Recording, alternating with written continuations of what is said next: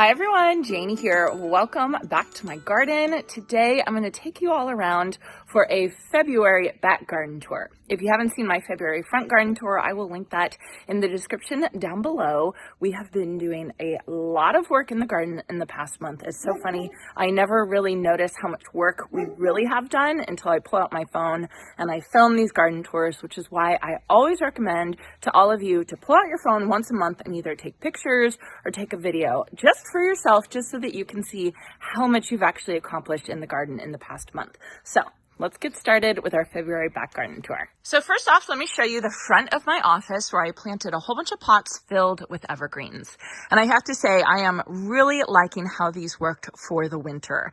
This is not how I'm going to keep it for the spring and summer, obviously, because if you all know me, you know I like color and you know I like flowers. But it's been really, really nice to have some evergreen interest in front of my office in, well, not in past years. Last winter, I had like nothing here. There was nothing. It was very simple. There was, just empty pots. Nothing was going on. So I ended up getting these evergreens around Christmas time, really close to Christmas, so that they were actually on sale at big box stores because they're considered living Christmas trees. So it's a great tip I have for all of you, is to look for some evergreens right around Christmas time where they're labeled as living Christmas trees. And if you wait till about a week before Christmas, then you can get them on a really good deal. I got mine 25% off, but my mom actually went a couple days after me, closer to Christmas, and she got hers for 50% off. So I'm definitely going to be doing that every year. But I have to say, they're looking really, really good. I'm going to be planting them out in other places of my garden. I haven't really decided where yet, and I'm going to kind of make over this whole area once spring starts. What is this dog? Hold on. Come here. What are you doing? Who are you? Who's this dog? Is this the backyard dog? I mean, our neighbor?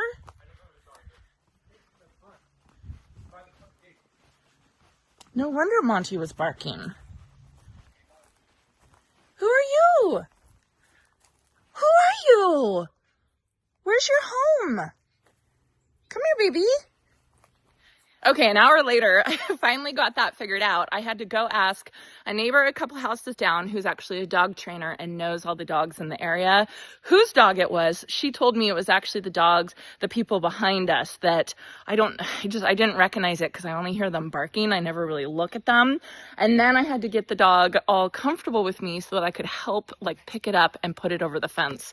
And then of course it ran home. So everything's taken care of. Back to the tour. Who was that in your yard? Who was that in your yard? Monty doesn't really like the dogs on the other side of the fence. He has words with them pretty much all the time. So he was not too happy to have her in our backyard. Okay, so evergreens looking great. I am going to be changing this and planting the evergreens out into the garden, just in different spots in the garden. But for right now, for February, I'm happy to have some life, some greenery in front of the office. And then, of course, I will be planting up flowers and beautiful blooming things as the next month goes on, because our last frost date is next week. So over here, I have my Vego beds. These are the olive green, extra tall Vego beds with the arches. I love them. It's beautiful. I didn't really know what to do with this area. We were planning to put gravel down, and then we decided just to go the inexpensive route for right now and just put free wood chips down. And I have to say, it has completely changed the whole look of this area. Look at how good that looks. I love it. I love it. So in my Vego beds, I have a whole bunch of ranunculus growing. And this is what I call fancy ranunculus. I got it from Flower Farm. I'll link it down below, but they are huge and they're beautiful. They're so gorgeous, and they are starting to crack open. This one right here is the bonbon. Oh my goodness. I bet you tomorrow it's open, which is really, really fun. So beautiful. I'm so happy to have the ranunculus here. Over here, I do have this Victorian lady. albutilon or flowering maple. It's just been the most beautiful, beautiful plant. I'm so happy to have it there. And then coming over here, I have my geranium matarense, which is a giant geranium. Coolest plant ever. It is so happy in the spot. It's not going to stay in this spot, but it's so happy, and I'm at least going to leave it in until probably April, when hopefully this one will bloom. It's a biannual, this plant, and so it blooms the second year, but this plant is so big. I think it's the second year. I got this from my friend Fanula, who owns Cottage Gardens of Petaluma, a beautiful garden center in Petaluma, California. I recommend stopping by if you're anywhere near there. So that's what that guy is doing there, and it's looking great. Just next to the Vego beds, I have my metal workshop, and in front of my metal workshop, we have our 3 big terracotta pots with fuchsias in them. I think they're called Green Mountain fuchsias. They're doing beautifully. They're doing so gorgeous, and they're underplanted with this pink primrose with a yellow eye. That has been really, really nice just to have some winter color in here. Really beautiful. Again, I'm gonna be taking these out and planting them with more warm season annuals. But just to have these 3 plants here has just made such a difference to this whole area. I really love it. I love looking out here and looking at this. This really is going for what I wanted my backyard to be, which was kind of like my working garden. We have what you call a California ranch house, and the California ranch house is always kind of curved towards the back. You can kind of see that. And so the front garden is usually like a display garden, or a garden that, I don't know. I don't want to say not one that you don't use, because of course they use it, but their back garden, the shape of the house makes it so that you basically congregate in the back garden. And so this is kind of like the working area, which is why I have all these beds here. I have these raised beds here. We've got the chicken coop. We've got the greenhouse. It's exactly what I envisioned for my backyard. So then coming back behind the Vego beds, we have the chicken coop over there. That's doing really well.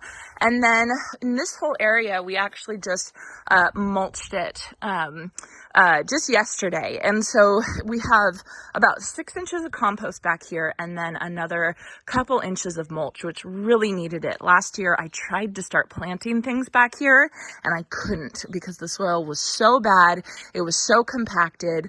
The plants were obviously not happy, except for this foxtail fern. This foxtail fern is perfectly happy right here. And so I knew that I needed to kind of fix the soil up in the area before I continued on. And I do have plans for this whole area.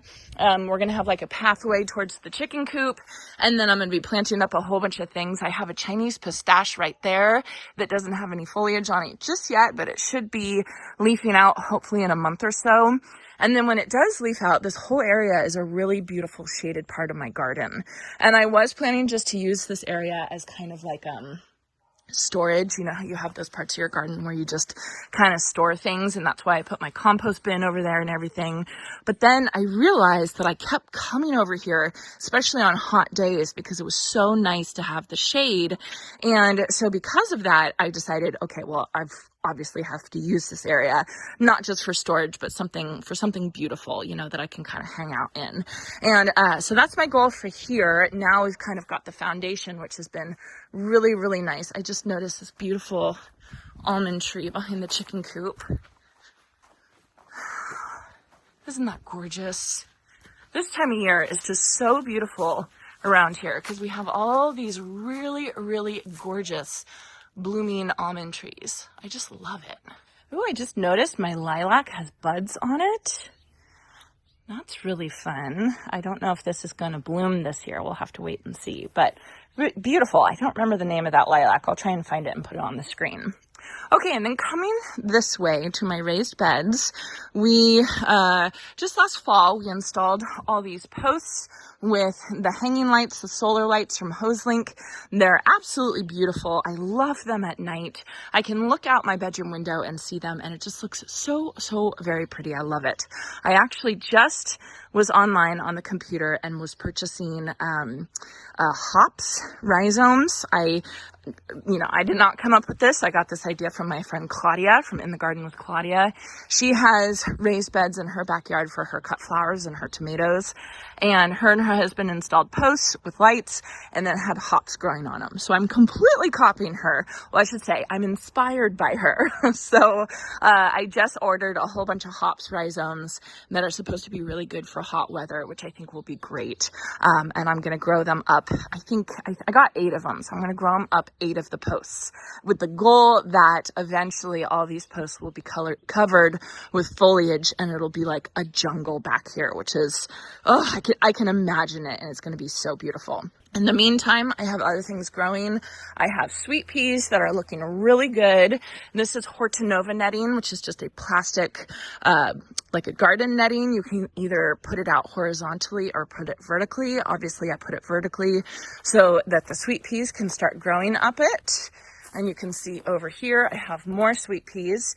I did grow poppies, California poppies, in these 2 back garden beds last year. And of course, they reseeded. They're absolutely everywhere, but I'm leaving them because I want some California poppies, especially the ones that I had. They were this beautiful pink color, and so I'll be really happy to have some more poppies back here kind of growing in and out of the sweet peas. In this part of the bed, I have garlic growing, and then all of the flags here, it's really funny.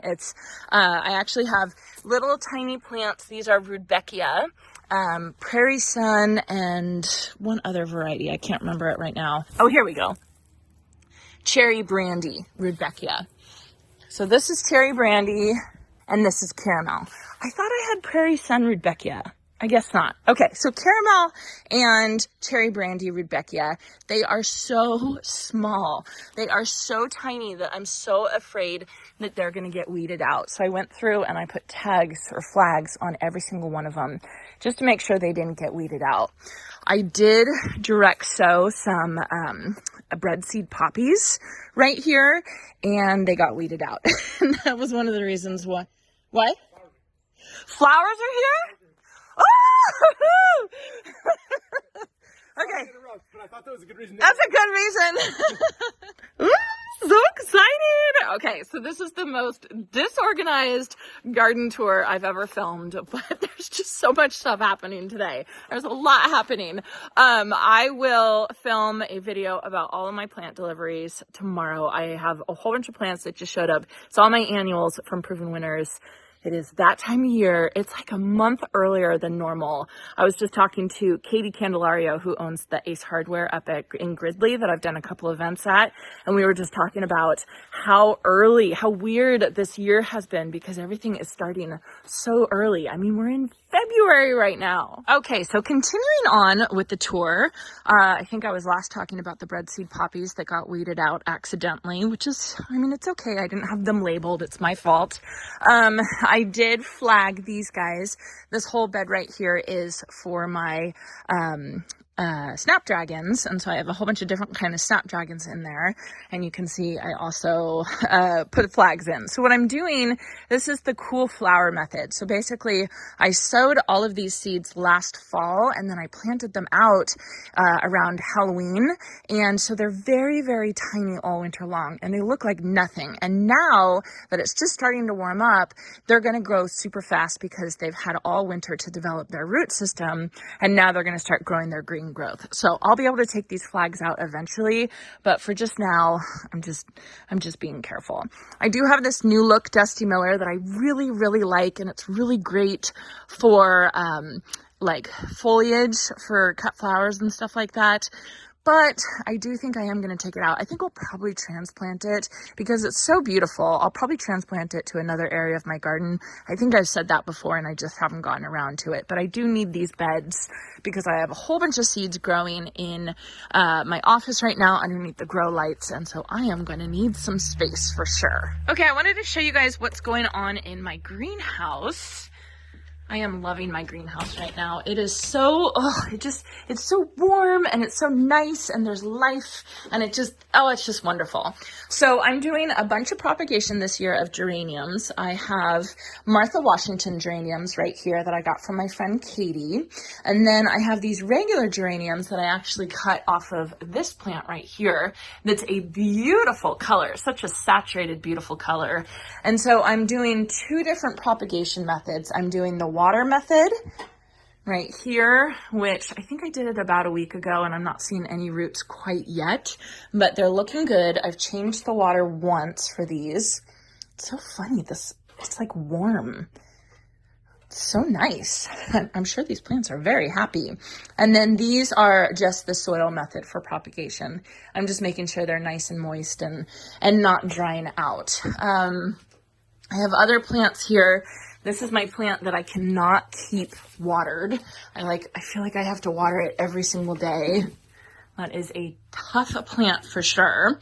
And then just some other zonal geraniums, pelargoniums, that I cannot say that word. And then over here, this has been my Oya experiment, and I cannot say enough how amazing Oyas are.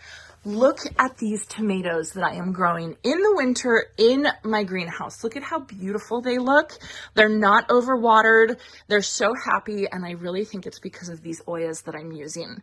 So Oyas are like an ancient method of watering a garden, and it's basically just a porous terracotta pot that you bury next to the plant, and then you fill it with water, and the roots basically suck out the water through the pores of the clay pot, and they're called Oyas, or Ollas. And oh my goodness, you guys, I can't say enough about this technique. If you live in a hot environment, I think it's going to be helpful, but also I think it's really helpful in the greenhouse because I feel like it's really easy to overwater in the greenhouse based on humidity and everything like that. And there's no way to overwater if you're using Oyas. There's no way to overwater, no way to underwater if you just keep your Oyas full. So I have to say I'm super, super happy with that method. It's working really well, and I want to invest in more of them, or maybe I know you can make some out of terracotta pots. There's like DIY methods for Oyas, so I'm going to look into that, but I'm just so happy with this watering technique. It works really well. This is one plant that didn't last, couldn't handle the weather here. I think this is called a Dieffenbachia. This is actually a house plant. I had a whole bunch of house plants on my back patio last year, and then I brought them into the greenhouse to overwinter to see how they would do. That one did terribly. That one did okay. My palm did okay. My monstera did okay. Is that a philodendron or a monstera? I always get confused. That one did fine. And that one I cannot keep watered. I don't know. I need an Oya for it, obviously. I wanted to show you all over here. This is underneath my beautiful olive tree, one of them.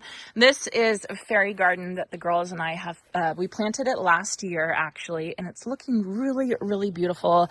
Things are coming back. Even my snapdragons overwintered really well, and they're looking gorgeous. But I do have to say, I think I am going to transplant all of these plants, move them, and get them away because I decided that I don't want them underneath the olive tree. I'm learning more about olive trees. I've never actually had olive trees before, and so I'm learning more about them, and I learned that you really don't want to put anything underneath them with irrigation, and all of these are hooked up to irrigation. So that's on my list of things that I want to do, is take all this stuff out and remove the irrigation from underneath this olive tree. As you can see, it is not a sterile olive tree, which is kind of messy and annoying, but that's okay. That's just part of it, right?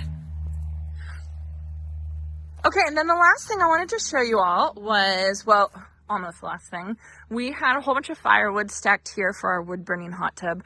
We actually moved it over there underneath the carport, which I think is where it's going to stay. I think it's a better spot for it.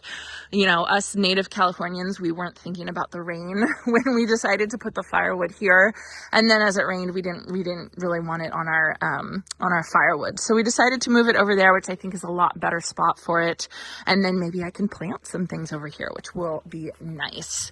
Over here, this is our secret garden, which I have to say, I think is looking beautiful. We have this absolute gorgeous almond tree. Can you guys see the hummingbird?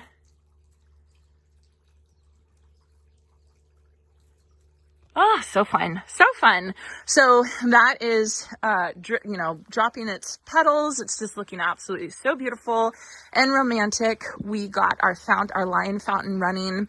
This fountain is just nothing but problems, which I kind of think all fountains are kind of a pain in the butt, but we did get it running, and I think I'm going to try and leave it running for, as you know, just nonstop, just basically not turn it off. Jason and I went through and we kind of shored up the back of it. It's really heavy, and we put gravel and we put pavers underneath it, but it was even still heavy. It started leaning backwards. And so everything was dripping out the back.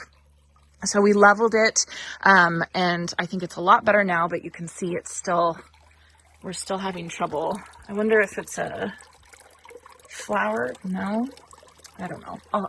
I'll be messing with it. I feel like I mess with this every single day. But anyway, on either side of the fountain, I planted these topiary triple poodle hollies, and they are just so gorgeous. They're so beautiful. I look out the window and I see this, and I look at the fountain, and I just love it. And I have to say, I love the sound of the water. I can hear it all throughout the garden, and it's just, I need more. I need more of that. I need a bigger fountain with louder sounds. It's just beautiful.